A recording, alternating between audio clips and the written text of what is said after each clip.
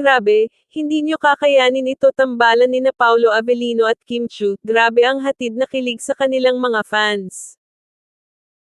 Laging magkasama tuwing umaga ang dalawang kapamilya star na sina Paolo Avellino at Kim Chiu dahil sa kanilang morning routine na pagjo-jogging.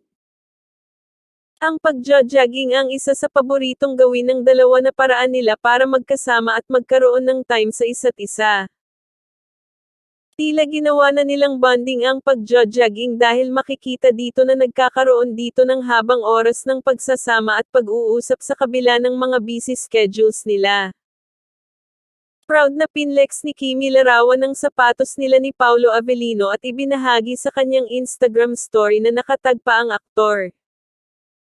Nang sumunod na araw naman ay another jogging moment ulit ang mga lumabas ng video ng dalawa sa buong social media. Sa kuhang video ay may patapik-tapik pa si Paolo sa likod ni Kimi habang sila ay magkasama at sabay na nagjo-jogging. Tulad ng kanilang ginagawa, pagkatapos ng kanilang pagjo-jogging ay may pa-coffee date pa ang mga ito.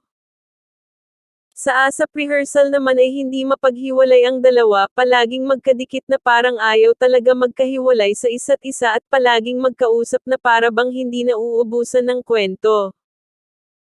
Maging ang TV Patrol News reporter na si Mr. MJ Felipe ay hindi maitago ang nararamdaman na kilig sa dalawa tuwing nakikita niya itong sobrang sweet sa isa't isa.